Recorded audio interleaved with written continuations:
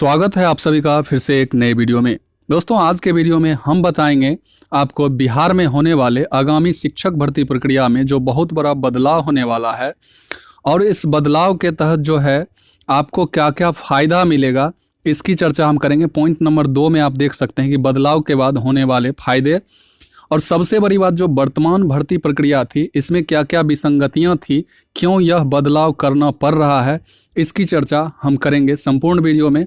तो आप बने रहिएगा। यह बदलाव जो है आप देख सकते हैं कि यह बदलाव पूर्णतः 7वें चरण शिक्षक भर्ती पर लागू होगा, यानी कि आगामी जो शिक्षक भर्ती प्रक्रिया होगी उस पर यह बदलाव लागू होगा और इसमें जो है अभ्यर्थियों को फ़ायदा ही फ़ायदा होने वाला है।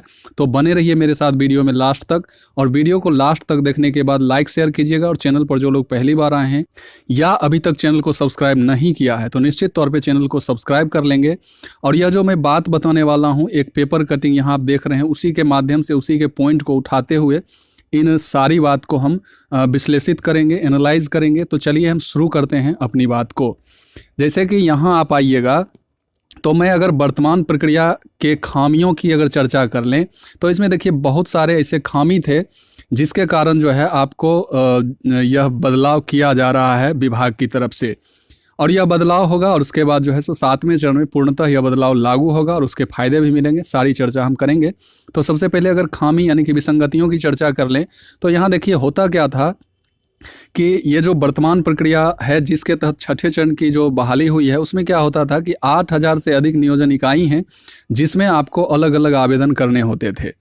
अब इन आवेदन करने के दौरान आपको जगह जगह दौड़ा करना होता था, अपना आवेदन ऑफलाइन मोड में जाके वहाँ जमा करना होता था। और दूसरी बात है कि डाक के द्वारा भी जमा करना होता था, ऑनलाइन प्रक्रिया नहीं थी, जिसके तहत क्या होता था, दूसरा पॉइंट आप देखिएगा तो अभ्यर्थियों के समय और पैसे की बहुत बड़ी बर्बादी होती थी, क्षति होती थी, और वो प्रत्येक अधिक से अधिक नियोजन इकाई में अप्लाई करते थे जिससे उनका पैसा भी बर्बाद होता था और समय भी, वहाँ जाके आवेदन करना होता था तो समय की भी बर्बादी होती थी।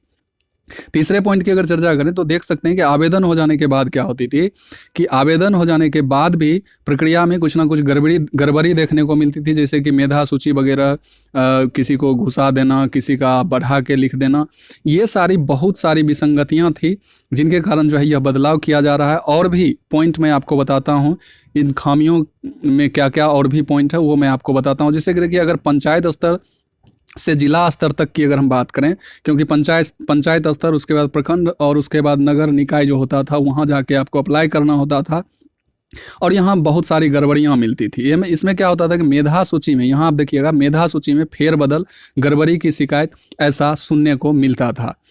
अब दूसरा नेक्स्ट जो पॉइंट है वो है एक ही अभ्यर्थी का कई नियोजन इकाई के मेधा सूची में टॉप पर हो जाना। आप मान लीजिए जो जिनका मेधा अंक 80, 85 बन रहा है तो वो हर एक जगह जहाँ भी अप्लाई करते थे सब जगह वो टॉप पे रहते थे। और ऐसा टॉप पे रहने से क्या होता था कि कम मेधांक वाले को लंबा इंतज़ार करना होता था या उनका नहीं भी होता था, क्योंकि वो वहाँ नहीं पहुँच पाते थे, कुछ ना कुछ उनमें कमी हो जाती थी, क्योंकि उन्हें पता नहीं रहता था कि कहाँ उन्हें होगा कहाँ उन्हें नहीं होगा। तो ये विसंगतियाँ थी। तो ये जो फ़ायदा होगा, ये फ़ायदा इसमें यही होगा कि कम मेधांक वाले को भी जो है धैर्य से अपना रहना होगा और उनका अपने आप जो है सो सिलेक्शन हो जाएगा अगर वो मेरिट में आ जाते हैं तो। अब देखिए नेक्स्ट जो है जांच प्रक्रिया बाद में भी चलते रहता था, कि जांच प्रक्रिया बाद में भी चलते रहना, यानी कि जैसे कि बहाली भर्ती हो गया उसके बाद भी डॉक्यूमेंट वगैरह का वेरिफिकेशन वगैरह करने में टाइम लगता था। तो इसमें क्या था कि ये बहाली जो था पूर्णतः एकदम कह सकते हैं त्रुटिपूर्ण था। इसमें बहुत सारे त्रुटि थे जिसकी वजह से बहुत लेट होता था बहाली में, 2 साल 3 साल 4 साल लग जाता था। अब मैं इसके अगर पॉजिटिव पॉइंट की बात करूं, जो बदलाव होगा और उसके जो फ़ायदे होंगे उसकी ओर हम आपको लिए चलते हैं। तो देखिए यहाँ जब आइएगा तो यहाँ आपको सब कुछ नज़र आ रहा होगा कि बदलाव के बाद होने वाले फ़ायदे क्या क्या होंगे। तो सबसे बड़ी बात है कि ऑनलाइन और सेंट्रलाइज आवेदन प्रक्रिया होगा। ये जो बदलाव होगा, आगामी जो शिक्षक भर्ती में आपको बदलाव देखने को मिलेगा वो ऑनलाइन और सेंट्रलाइज आवेदन प्रक्रिया होगा। एप्लीकेशन ऐसे लिए जाएंगे।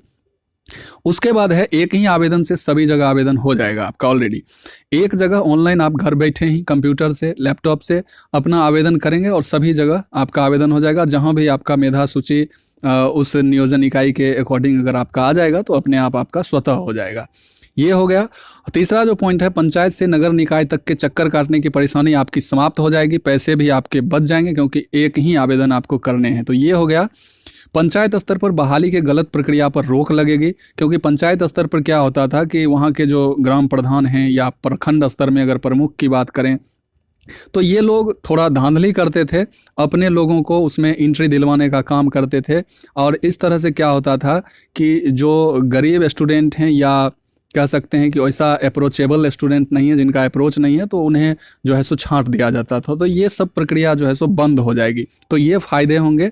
उसके बाद देखिए, उसके बाद क्या है कि शिक्षा विभाग के पास अभ्यर्थियों का पूरा ब्यौरा ऑलरेडी चला जाएगा। जैसे ही आप ऑनलाइन आवेदन करेंगे तो उसमें सारी जो प्रक्रिया है उसके तहत आपके डॉक्यूमेंट वगैरह हो सकता है कि वहाँ लिया जाए या स्कैनिंग के द्वारा या कुछ भी ऐसा माध्यम से, जिससे क्या होगा कि आपके सारे डेटा उनके पास अवेलेबल हो जाएंगे और उन्हें जो है जांच करने में भी दिक्कत नहीं होगी। मेधा सूची ऑनलाइन बनने से साफ सुथरा चयन प्रक्रिया होगा और मेधा सूची जो है कोई भी नियोजन इकाई नहीं बनाएगी, ऑनलाइन तरीके से ही आपकी मेधा सूची बन जाएगी और वो जो है सभी लोग देख पाएंगे। तो इसमें साफ सुथरा चयन प्रक्रिया रहेगा, कोई भी गड़बड़ी की समस्या आपको नहीं होगी। नेक्स्ट जो है, प्राथमिकता के आधार पर सभी सीटों पर बहाली हो जाएगी। जैसे इस बार आपने देखा कि 50% भी बहाली नहीं हो पाए और आधे से ज़्यादा सीट खाली रह गए प्राइमरी लेवल के बहाली में, छठे चरण की बहाली में। तो ये प्रक्रिया नहीं होगी, जितनी भी सीट आएगी बहाली प्रक्रिया में वो सारे सीट जो है प्राथमिकता के प्रायोरिटी के आधार पर सारे सीट भर लिए जाएंगे और इस तरह से क्या होगा कि अधिक से अधिक स्टूडेंट के होने की संभावना बनेगी। तो ये एक लाभ मिलेगा। और नेक्स्ट जो है, यानी कि लास्ट पॉइंट हम कह सकते हैं कि प्रमाण पत्र जांचना होगा आसान, क्योंकि यहाँ मैंने आपको दिखाया कि ऑनलाइन यहाँ जो शिक्षा विभाग के पास सबसे ऊपर वाला देखिएगा, शिक्षा विभाग के पास अभ्यर्थियों का पूरा जब ब्यौरा रहेगा तो वहीं से वो जो है आपके प्रमाण पत्र वगैरह का वेरिफिकेशन आसानी से कर लेंगे और इस तरह से जो फर्जीवाड़ा, जो फर्जी सर्टिफिकेट वगैरह लगा के जो बहाल होते थे, ये सारा चीज़ रुक जाएगा। तो ये सारी प्रक्रिया होगी और आप अभ्यर्थियों को ही फायदा होने वाला है इन बदलाव से। तो धैर्य बनाए रखें। और दूसरी बात, अगर 7वें चरण का अपडेट दे दूँ आपको, तो 7वां चरण का जो बहाली है उसके लिए सरकार जो है निगेटिव मोड में लग रही है, वो जो है नकारात्मक बात कर रही है। जैसे कि अगर विजय कुमार चौधरी शिक्षा मंत्री की बात करें तो वो थोड़ा निगेटिव बात किए हैं कल एक अभ्यर्थी के साथ, जो अभ्यर्थी उनके आवास पर गया था, तो उनके साथ थोड़ा निगेटिव बात किए हैं। तो उसके लिए जो है अभ्यर्थियों में थोड़ा आक्रोश है और इसके लिए आंदोलन भी आपका हो सकता है। तो आंदोलन का जब भी डेट फिक्स हो तो उसमें आप लोग भरपूर साथ दीजिए, तभी जाके आपका नोटिफिकेशन आएगा। और जब भी आपका नोटिफिकेशन आएगा तो इसी बदलाव के साथ आपकी बहाली प्रक्रिया होगी। तो आई होप कि यह वीडियो आपको अच्छा लगा होगा और ये सारी प्रक्रिया जो है एक पॉजिटिव वे में है और यह प्रक्रिया अगर हो जाए तो सारे स्टूडेंट को फ़ायदा होने वाला है। तो इस वीडियो में यही बताना था कि क्या विसंगतियां हैं, उस विसंगतियों को भी आपने देखा और उसके बाद जो बदलाव होगा, तो बदलाव के तहत जो 7वें चरण भर्ती प्रक्रिया होगी उसमें क्या क्या फ़ायदा आपको होगा। तो आई होप कि सारी बात आपको समझ में आ गया होगा और आपको अच्छा भी लगा होगा। तो वीडियो को लाइक कीजिएगा, शेयर कीजिएगा और वीडियो को लास्ट तक देखने के लिए बहुत बहुत धन्यवाद और चैनल को सब्सक्राइब करते जाइएगा। धन्यवाद।